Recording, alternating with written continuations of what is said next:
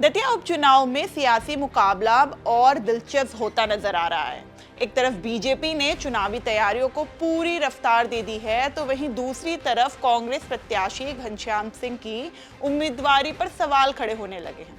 Datia state के महाराज गोविंद राहुल देव सिंह ने आरोप लगाया है कि घनश्याम सिंह ने नामांकन पत्र में अपनी पूरी संपत्ति की जानकारी छिपाई हुई है। उन्होंने अपनी संपत्ति की जानकारी पूरी तरह से सही नहीं दी है, जिसे लेकर अब उन्होंने कलेक्टर के पास शिकायत दर्ज कराई है। ऐसे में सबसे बड़ा सवाल यही है कि क्या इस शिकायत के बाद कांग्रेस प्रत्याशी की मुश्किलें बढ़ेंगी और क्या उनके नामांकन पर कोई असर पड़ेगा। चलिए विस्तार से इस रिपोर्ट में आपको बताते हैं। नमस्कार, मैं हूं प्राची अवस्थी और आप देख रहे हैं एमपी तक। दरअसल दतिया उपचुनाव से पहले सियासत में एक नया विवाद खड़ा हो गया है। कांग्रेस प्रत्याशी घनश्याम सिंह के खिलाफ दतिया स्टेट के महाराज गोविंद राहुल देव सिंह ने मोर्चा खोल दिया है। उनका दावा है कि घनश्याम सिंह ने नामांकन पत्र में अपनी संपत्ति से जुड़ी पूरी जानकारी दर्ज नहीं की है। इसी आरोप को लेकर उन्होंने दतिया कलेक्टर को लिखित शिकायत सौंपते हुए मामले की जांच की मांग की है। राहुल देव सिंह का कहना है कि इस मामले की शिकायत निर्वाचन आयोग से भी की जाएगी। हालांकि उन्होंने अभी तक उन दस्तावेजों तथ्यों का खुलासा नहीं किया है कि जो हलफनामा कांग्रेस के प्रत्याशी आदरणीय घनश्याम सिंह जी ने दिया है, उसमें कई चीज़ें उन्होंने गलत तरीके से दी हैं। हिंदू अनडिवाइडेड संपत्ति की जो उन्होंने जो जिक्र किया है, उसमें वो खुद ही कह रहे हैं कि ये संपत्ति उन्हें सीधी उन्हें मिली है, उसका कोई बंटवारा नहीं हुआ है।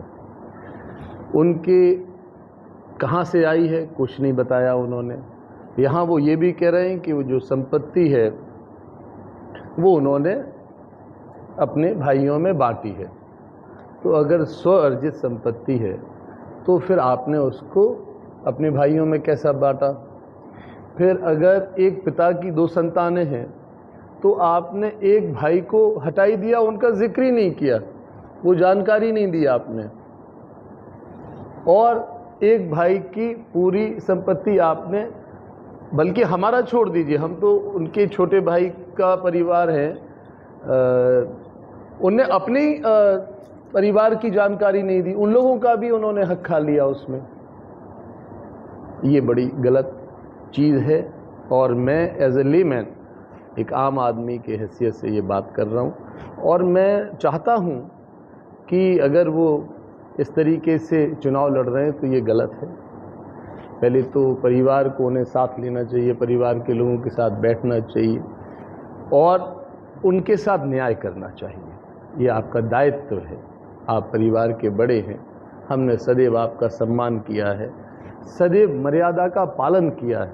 आज भी हम आपका बहुत सम्मान करते हैं, बहुत आदर करते हैं, परंतु ये चीज़ें बहुत बहुत दुखदाई हैं। हर चीज़ में देखिए आप, उन्होंने मतलब जिस केस में वो अपीयर हो गए, उन नंबरों पे केस चल रहा है और उन्हीं पे वही आप उसमें शो कर देते हैं कि ये हमें डायरेक्ट मिली है, तो वंश परंपरा से नहीं मिली है। यहाँ आप कह रहे हैं कि हमने कुछ भी अर्जित नहीं किया है, मैंने कुछ खर्च नहीं किया है, ना कुछ बनाया है। तो अपनी ही बात को वो क्लियर नहीं कर पा रहे हैं कि इसमें उन्होंने क्या लिखा है और क्यों लिखा है और इसका क्या लाभ ले सकती है। तो मैंने निर्वाचन आयोग से, जैसे कलेक्टर साहब के पास गया था, तो मैंने उनसे कहा कि ये हटाइए भाई, हमें कोई दिक्कत नहीं है, वो चुनाव लड़े ना लड़े, परंतु ऐसा तो ना करें, किसी के अधिकारों का हनन करके आप आगे नहीं बढ़ना चाहिए। आप अपनी बात रखिए। करेंगे, कलेक्टर साहब को किया है मैंने, अब वो कलेक्टर साहब उन्हें भेजें चुनाव आयोग को, और उन्होंने कहा है फार्म भेजने की लास्ट डेट है। देखिए ये अगर गलत जानकारी तो फार्म निरस्त कैसे होगा? तो मैं थोड़ी चुनाव लड़ रहा हूँ उनके खिलाफ में, जो लड़ रहे हैं वो एक्टिव रहे। मैं तो, मेरे साथ तो अन्याय हो रहा है, मैं तो अपनी गुहार लगाऊंगा ना, मुझे चुनाव से क्या लेना देना। मैं किसी पार्टी का प्रतिनिधि थोड़ी हूँ, क्या मैं चुनाव लड़ रहा हूँ? लेकिन मैं अपनी बात तो रखूंगा, ये तो मेरा अधिकार है, फंडामेंटल राइट है ये मेरा। आपको संपत्ति से दूर रखा है? हमारी संपत्ति से तो जो दूर छोड़ दीजिए आप, जिक्र भी नहीं है। कि आपको ये संपत्ति मिली कैसे। यहाँ आप कह रहे हो कि हमारी संपत्ति ये मिली है, पूरी विरासत दिखा दी आपने, कहाँ से आई वो संपत्ति। यहाँ कह रहे हैं कि हमने कुछ अर्जित नहीं किया है। इधर दतिया उपचुनाव को लेकर बीजेपी ने भी अपनी चुनावी तैयारियां तेज कर दी हैं। पूर्व गृह मंत्री नरोत्तम मिश्रा की अगुवाई में 32 सदस्यीय चुनाव संचालन समिति का गठन किया गया है। पार्टी के वरिष्ठ नेताओं की लगातार दतिया में मौजूदगी और बैठकों का दौर जारी है। ऐसे में चुनावी सरगर्मियों के बीच कांग्रेस प्रत्याशी घनश्याम सिंह के खिलाफ की गई ये शिकायत भी चर्चा का बड़ा मुद्दा बन गया है। फिलहाल घनश्याम सिंह के नामांकन को लेकर किसी तरह का कोई आधिकारिक फैसला अभी सामने नहीं आया है। बता दें कि मध्य प्रदेश की राजनीति में हाल ही में राज्यसभा चुनाव भी हुए थे, जहां चुनाव के दौरान कांग्रेस की प्रत्याशी मीनाक्षी नटराजन का नामांकन रद्द होने का मामला भी चर्चा में रहा था।